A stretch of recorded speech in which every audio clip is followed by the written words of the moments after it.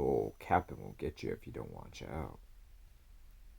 That's all the old-time sailors, fishermen, and residential kooks would say to us regular folks. The long-deceased captain who passed away in a tragic diving accident more than 70 years ago.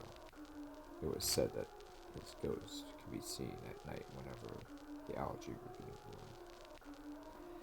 Quite a few boats and even ships had gone missing or mysteriously capsized or sank when in very close proximity to the wreckage site. The little sea dog had been out sponge diving a little further out than usual, and an unexpected squall had manifested almost out of nowhere. The wind and waves were so violent that they capsized the usually reliable vessel, dragging the crew members out to sea and leaving the captain alone under water with only two of the other crew members. No one knows exactly what happened, but the two crew members had been found, both being bitten in half. The only trace that remained of the captain was the remainder of his diving hose, which had been severed right above the head. Swallowed whole? No one really knows for sure. It is said that the old captain is most likely seen during a storm or when thick fog rolls in. He has not been seen on land as of yet, but there's always a first time for everything. We were day sailing about 4 miles offshore, just enjoying the day. It was gorgeous outside. Low 80s, dry, sunny, light breeze. Pretty much the picturesque boating day. We snagged a few snapper and some mackerel as well. Then, one of the guys suggested that we go out to the old wreckage, 12 miles out. Captain Kovac's wreckage? I asked. What for? I have a buddy that's a guide. He says that the grouper have really been licking the spot as of late. They've even been seeing a few sharks on a few occasions as well. Plus, I want to do a quick dive to go see the wreck. Why? I laughed. Come on, live a little. Don't let old legends and scared sailors stop you from living your life. I don't know. Quite a few mysterious things have happened around that place over the years. Makes you wonder. Oh, don't be such a puss. I'm just saying. Sometimes myth has a basis in fact. Whatever. What's it over there? Alright. We dropped anchor about 50 yards away from the wreck. Pete insisted on having a look down. I said, knock yourself out. He readied up his gear, got suited up, and went down. Greg, Tony, Nicole, and I stayed above the surface. While Pete's down there, Greg, Tony, Nicole, and I all start to have a discussion about the site and the legend. So, does this site give anyone else the creeps, or is it just me? Asked Nicole. I mean, it is a strange story. Plus all the vessels going missing over the years, right next to this wreck, and of course all the ghost sightings. It can't all be BS. There could be something to it, answered Tony. Yeah, but you guys know how these old seafaring types up can be. They've always claimed to see the most outlandish things. Sea serpents, mermaids, ghost ships, sea monsters, megalodons, the kraken. I mean, not exactly the most grounded types, sighed Greg. Well, I guess the only way to know for sure is to experience it for yourself. God, don't tell me you actually take this stuff seriously, sighed Greg again. Oh no, I'm completely neutral. I'm open to the idea of stuff like that being real, but I have no way of knowing for sure unless I see it for myself, I answered. Fair enough. agreed Greg. Well, one time back when I was a kid, I could have sworn that I saw someone in one of those old-fashioned diving suits in the water. Only a mile or two away from here. I was on a trip fishing with my dad and one of his friends. We were out a few hours and there he was, looking straight at me. Then he disappeared as quickly as he had appeared. My father and his buddy had their backs turned when he turned off, but once they turned to look, he was gone. I knew they wouldn't believe me if I had told them what I had seen, so I kept my mouth shut, lamented Nicole. That's wild, answered Tony. One time I saw a glowing figure out in the distance at the beach, right next to the Ayers Point lighthouse. Right when it first got dark, it walked back and out into the ocean. I shouted trying to get their attention, but they just kept on going. Tony shrugged. What color was the glow? I asked. Sort of a greenish yellow, he answered. Interesting. Well, he's never been sighted on land, so I have no idea who or what that was. Craig rolled his eyes. You guys are kooks. Bro, I didn't ask to see that thing. Whatever. What? You think that I'm just making this shit up for attention? This is the first time I've ever told anyone about this incident. Alright, I believe you. The whole thing is just hard for me to conceive, said Greg. Anything's possible, I added. I guess so, conceded Greg. Bubbles began to arise to the surface. It's Pete, shaking his head. He comes on board. What is it? I asked. There's something or someone down there. Someone grabbed me at me multiple times, like an actual human hand had a grasp on me. But when I turned to look, there was nothing there. He shook his head again. How many times did it happen? 3 times. That and there's a shit ton of fossilized megalodon teeth. Really? Did you get one? Yes, but there's something strange about it. It looks more like something that is still alive or recent rather than something that died out over 2 million years ago. It's not the typical brownish gray that you associate with a fossilized meg tooth. Rather, it is almost pure white. God, what's next? Davy Jones coming up from his locker to get us? Plotted Greg. Let me see the tooth, I said.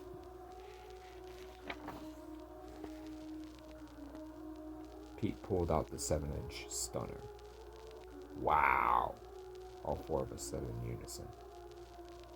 It does look like something that's still alive, said Tony. How the hell would one still be alive? They died out millions of years ago, said Nicole. Don't know. Evolved to live far offshore while still retaining the characteristics to surviving close to shore? Who knows? Crazy, said Greg. I nodded. I'm concerned with what grabbed you down there, Pete. Do you think someone was down there with you? Yes, Pete said gravely. It was a human hand that grabbed me. A few times. Palm, fingers, the whole 9 yards. Weird. Very. Well, let's go have a look. I don't know, said Pete. I have a weird feeling about this. Nah, we'll be fine. Let's go have a look. Alright. We gear up and head down. It was a fairly clear that day, not too much murk in the water. Quite a few fish were active on the wreck and at the nearby reef. Nothing looked out of the ordinary. A few snapper, some grouper, tons of small reef fish, and even a couple of stingrays. As we get closer to the wreck, a giant Goliath grouper slips out of the pilot house window at least 300 pounds or more. Pete and I turned to each other, both giving each other a thumbs up. Looks like we found ourselves a new grouper spot. We inspect the vessel. About 60 feet long. Fairly common design for the time period. Medium-sized mast and crow's nest, right above the pilot house. Long bow and a wide stern, similar to the orca in the movie Jaws, but larger. The decades of being underwater had certainly taken its toll on the boat, but the vessel was still somewhat intact. Lots of rust and barnacles, but teeming with life. Pete and I circled around the ship. Nothing out of the ordinary until we find the meg teeth, several of them. I motioned to them and pick one up to examine it. Bizarre. It's still white, same as the others. Possibly from the same individual. It didn't make any. Something grabs me. I'm completely frozen. A hand is over my respirator. And only my respirator, and yet I can't move. Pete, however, was not so lucky. He had been impaled with a harpoon from behind, blood gushing into the ocean. Pete struggles helplessly, blood pouring out of his mouth.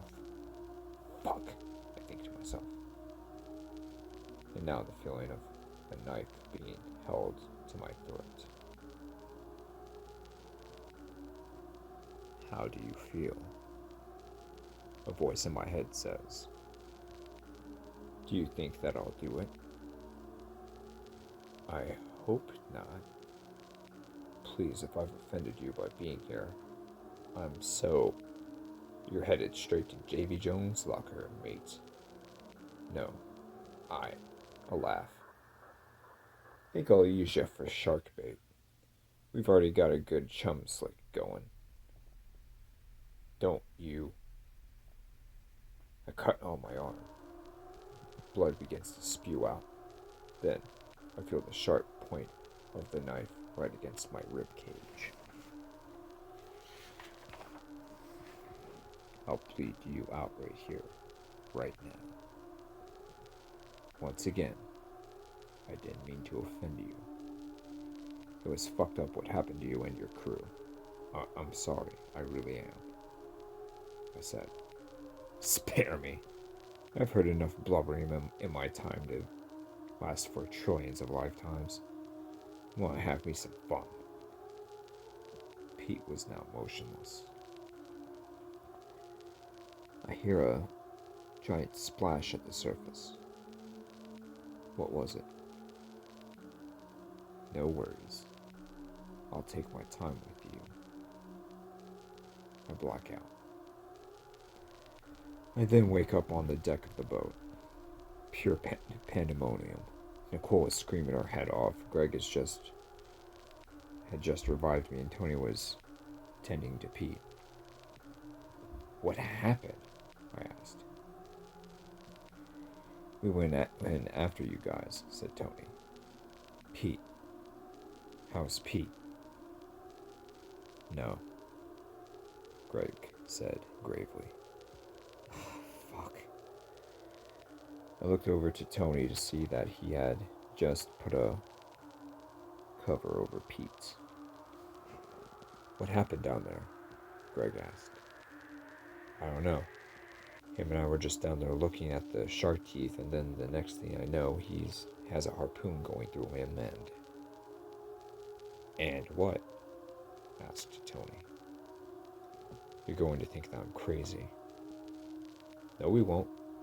Tell us what happened, said Nicole. After all, Pete did say that something grabbed him down there, said Greg. Well, someone had a hand over my respirator and I froze. I got cut on the arm and then had a knife point at my ribs. Then I blacked out. Anything else? Asked Nicole. Yeah, unfortunately, yes. Had a little back and forth, a dialogue with someone or something in my head. Whoever it is, it's intent on murdering me, viciously. You don't think that it could be, uttered Tony. I don't know. That's the first thing that popped into my head, but either way, we need to get Pete home and to report this to the police, said Greg. God, I murmured. Who the hell is going to believe this? A rotting corpse climbs onto the deck of the boat. We look on, completely stunned. He points to Pete's dead body. No! Nicole screams. I grab a knife. Get back! I yell. The would-be marauder smiles and opens his arms to invite me to take a stab. Teeming with emotion, I lunge forward. The fiend easily fends off my attack and pushes me aside. Greg takes a swing, misses and gets bit on the side of the neck. Blood spurts, Greg yells. The wound is non-fatal but still painful. The fiend opens wide, revealing a mouthful of serrated shark-like teeth. Tony circles the opponent slowly. He successfully executes a spinning tornado kick, knocking the phantom all overboard. Our relief is short-lived when the boat begins to tilt on its side. Everybody tries to grab onto something, all the while letting Pete's body fall into the water. Tony jumps in, but after about 20 seconds, massive amounts of blood begins to flow into the surface. Greg and I gasp. Nicole screams. Her boat rocks back. All three of us look at each other, completely and utterly stunned. No one moves. No one says a thing. A slight breeze moves through. What the hell are we going to do now? Asked Greg. Nicole shrugged. I sighed. Well, for starters, we need to get back to shore. Who are we going to report this to? Are we just going to say that Pete and Tony fell overboard or that something attacked them? I guess so, I answered. Cops, Coast Guard, I don't know. Let's get going then, said Greg. We cruised back into shore. We do our best to report the so-called man overboard incident to the police. They seemed to buy our story and formulated a search and rescue operation we gave them, their approximate location and GPS coordinates. The deputy's eyebrow rose slightly after hearing the location. The Coast Guard had been contacted as well. You're familiar with the location? I asked. Of course. Who isn't in this town? He said gravely. How long will you think they'll keep the search up? No idea. It depends on how much we can find. Pete and Tony's families have been contacted as well. Nicole and Greg were both dumbstruck.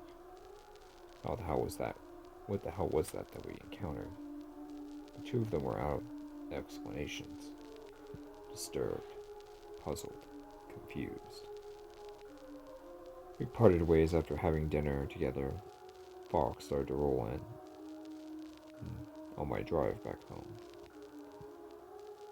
The weather said report said the possibility of fog was good this evening, but nothing too drastic.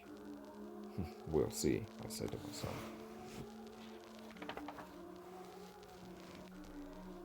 The fog was growing thicker and thicker by the minute.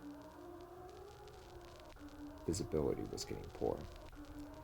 I pull up to my driveway and make it into my house. I took off my shoes, slipped into something a little more comfortable, and sat down into my favorite leather chair to read it for a bit.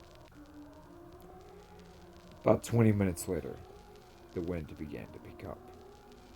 The weather report had called for rain later on this evening, but only a few showers were in the forecast.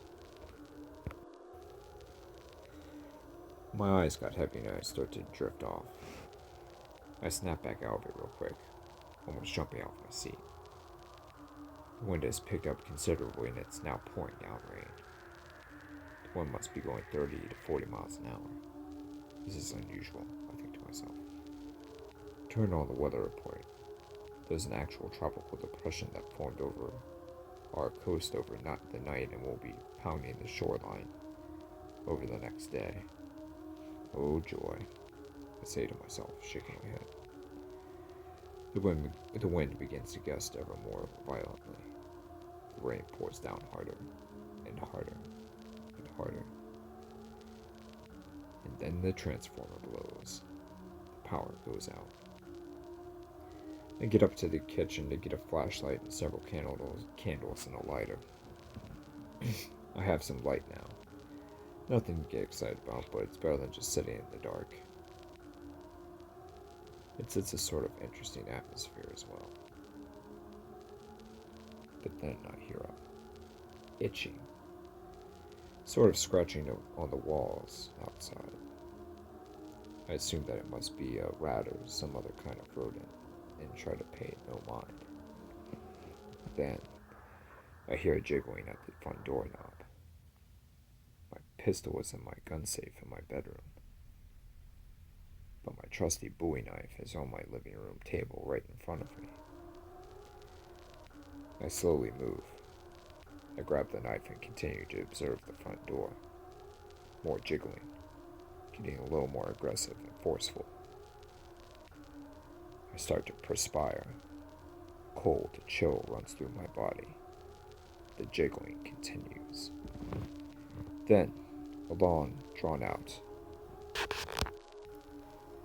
groan rings out from outside, along with a long, soft scratch against the outside wall of my house. I grip my knife, handle all the more tighter.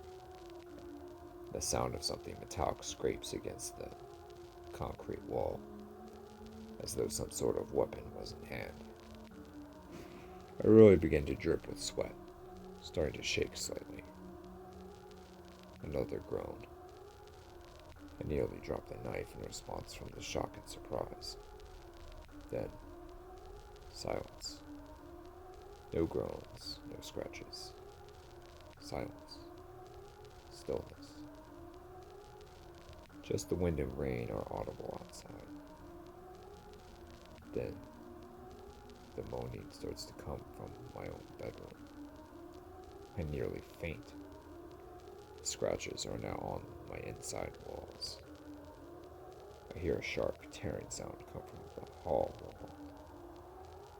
A long slash mark with blood oozing out. I gag. Knife still in hand, shaking profusely.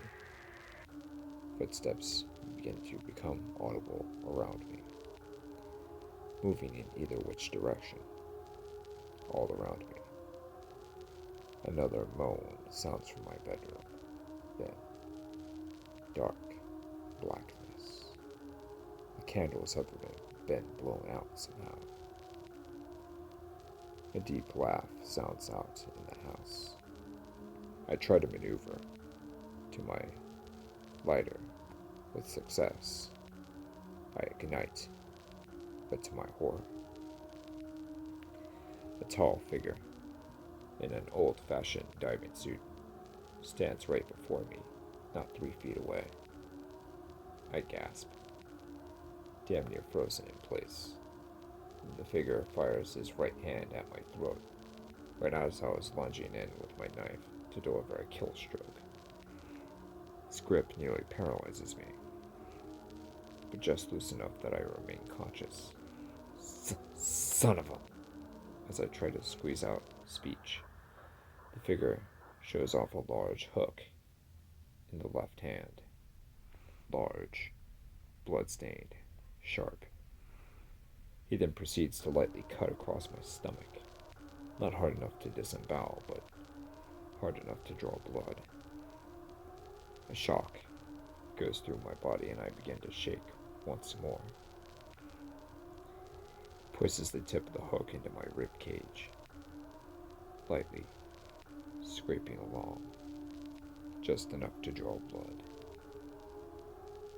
Then we exit out by the front door, with him still carrying me with one arm by the throat. Wind and rain and all, I'm paralyzed. I can't move. I try to break free, but with no success. We get to the shoreline. We start to go out into the water, waist deep, chest deep, and in we go. I thought at first that he was trying to drown me, but I soon realized that I can actually breathe underwater now, flowing in and out of my lungs just like air, only more dense.